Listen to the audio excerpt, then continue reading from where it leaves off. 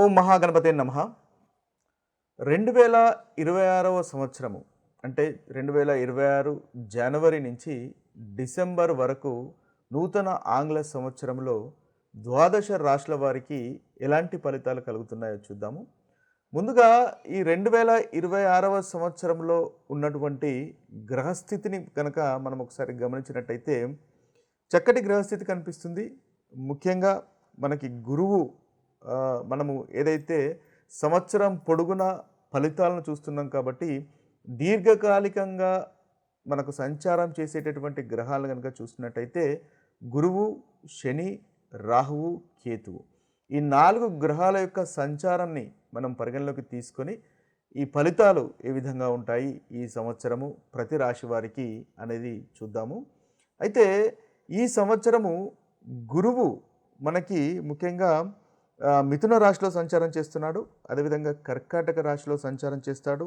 అదేవిధంగా మనకు సింహరాశిలో కూడా గురువు యొక్క సంచారం అనేది ఈ సంవత్సరం ఉంటుంది. ఇక శని యొక్క సంచారము మీనరాశిలో ఉంటుంది. ఇక రాహువు కుంభరాశిలో సంచారం చేస్తున్నాడు. కేతువు సింహరాశిలో సంచారం చేస్తున్నాడు. ఈ శని యొక్క సంచారము, రాహు యొక్క సంచారము, కేతు యొక్క సంచారము ఈ సంవత్సరము వారి ఆ రాశిలో మాత్రమే వారి యొక్క సంచారం ఉంటుంది. అంటే శని మీనరాశిలోను, కేతు సింహరాశిలోను, అదేవిధంగా రాహు కుంభరాశిలోను సంచారం చేస్తారు. అయితే మనకి శని వక్రీకరిస్తాడు. ఒకే రాశిలో సంచారం చేస్తున్నప్పటికీ శని మనకు జూలై 27వ తేదీ రోజు వక్రగతుడవుతాడు. ఇదొకటి మనము కాంబినేషన్ పరిగణలోకి తీసుకోవాలి. అదేవిధంగా మనకు గురువు కూడా మనకి ముఖ్యంగా చూసుకున్నట్టయితే గురువు కూడా వక్రీకరించి ఉన్నాడు. మార్చి 11th వరకు మనకు వక్రీకరించి మిథున రాశిలో ఉంటాడు.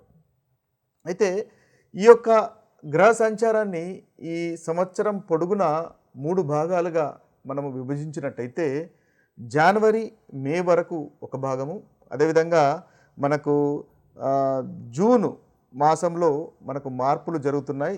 జూన్ 2వ తేదీన కర్కాటక రాశిలోకి గురువు సంచారం ఉంటుంది. కాబట్టి జూన్ మాసము ఒక సంచారంలో కలిగే మార్పు. ఇక జూలై, అక్టోబర్ కూడా మనం తీసుకున్నట్టయితే జూలైలో శని వక్రగతుడవుతున్నాడు. ఇక అక్టోబర్ 31వ తేదీ గురువు మనకు సింహరాశిలో సంచారం చేస్తున్నాడు. అంటే మనకి అక్టోబర్ తర్వాత నుంచి అదేవిధంగా జనవరి, మే వరకు, జూను, తర్వాత జూలై నుంచి అక్టోబర్ వరకు ఇలా మనం విభజించుకుంటూ మనము ద్వాదశ రాశుల యొక్క ఫలితాలు ఈ సంవత్సరము ఏ విధంగా ఉంటాయో చూద్దాము. తులారాశి వారికి 2026 సంవత్సరంలో ఉన్నటువంటి ఫలితాలు మనం ఒకసారి గమనించినట్టయితే ఈ రాశి వారికి గురువు చాలా చక్కటి ఫలితాలు ఈ సంవత్సరం మొత్తము కలుగజేస్తున్నాడు. గురువుతో పాటు కేతువు కూడా చాలా చక్కటి ఫలితాలు కలుగజేస్తున్నాడు. ఈ 2 గ్రహాలు మీకు చాలా అనుకూలంగా ఉన్నాయి. శని కూడా మీకు చాలా చక్కటి ఫలితాలు కలుగజేస్తున్నాడు. శని కూడా 6వ స్థానంలో అనుకూలంగా ఉన్నాడు. తులారాశి వారికి ఈ 2026 సంవత్సరము చాలా అనుకూలంగా ఉంటుంది. అనుకున్నటువంటి పనులు మీరు చేయగలుగుతారు. ముఖ్యంగా జూన్ వరకు గురువు 9వ స్థానంలో సంచారం చేస్తున్నాడు. ఈ గురువు మనకు అనుకూలంగా ఉన్నాడు. గురువుతో పాటుగా శని, కేతు ఈ 3 గ్రహాల సంచారం కూడా అనుకూలంగా ఉంది. అంటే మొదటి భాగం చాలా చక్కటి ఫలితాలు కలుగుతున్నాయి. ధార్మికతకు సంబంధించినటువంటి విషయాల్లో మీకు ఇంట్రెస్ట్ అనేది పెరుగుతుంది. స్పిరిచువాలిటీ సంబంధించినటువంటి విషయాల్లో ఇంట్రెస్ట్ పెరుగుతుంది. పెద్దలతో, గురువులతో మంచి సంబంధాలు పెరుగుతాయి. ముఖ్యంగా మీపై మీకు నమ్మకం పెరుగుతుంది. వృత్తికి సంబంధించినటువంటి విషయాల్లో కూడా పురోగవృద్ధి ఉంటుంది. మీపై మీకు నమ్మకము, ఆత్మవిశ్వాసం పెరుగుతుంది. అదేవిధంగా కార్యసిద్ధి అనేది ఉంటుంది. వృత్తిలో మంచి ప్రోగ్రెస్ అనేది ఉంటుంది. ధనలాభం ఉంటుంది. అదేవిధంగా 9వ స్థానంలో గురువు యొక్క సంచారం ఉంటుంది. కాబట్టి ముఖ్యంగా మీకు అదృష్టం కలిసి వస్తుంది.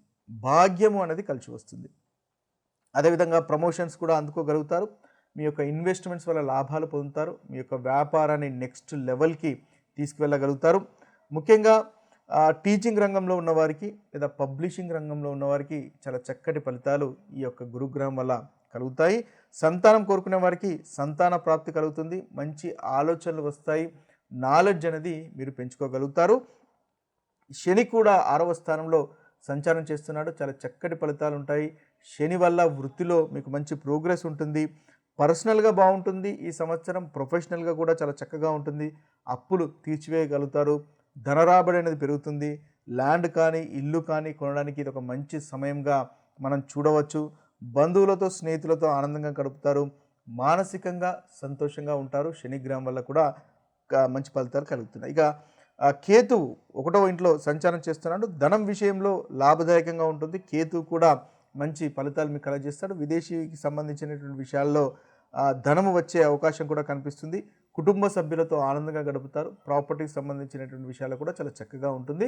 జనవరి నుంచి జూన్ వరకు కనుక మనం చూసుకున్నట్టయితే మనకి గురువు బాగున్నాడు, శని బాగున్నాడు, కేతు కూడా బాగున్నాడు. ఈ 3 గ్రహాలు మీకు చాలా అనుకూలంగా ఉన్నాయి కాబట్టి మీకు మంచి ఫలితాలు అనేవి కలుగుతాయి.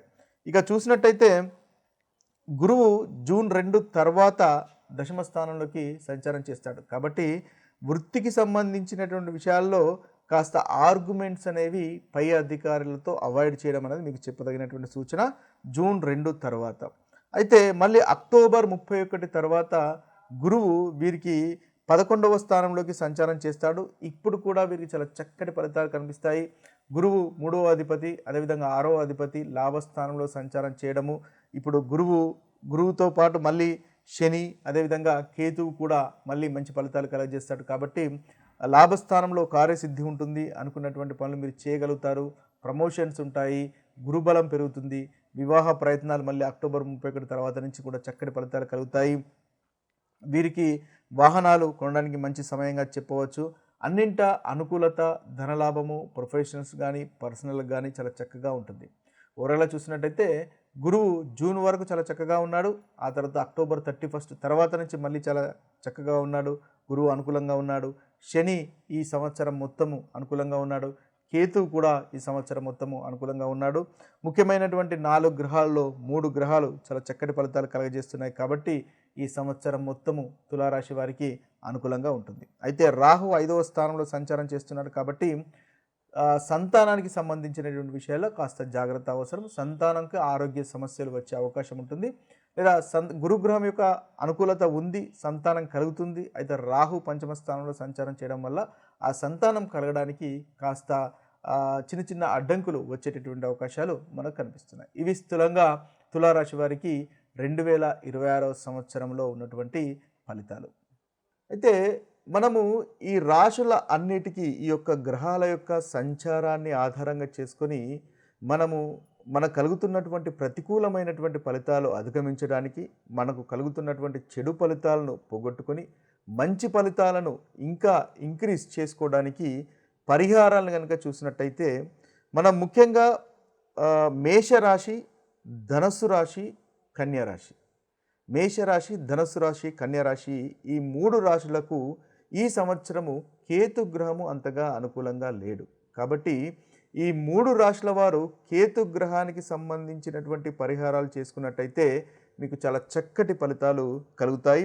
ముఖ్యంగా కేతు గ్రహం అంటే కేతు యొక్క మంత్రాన్ని మీరు ప్రతిరోజు పఠించవచ్చు.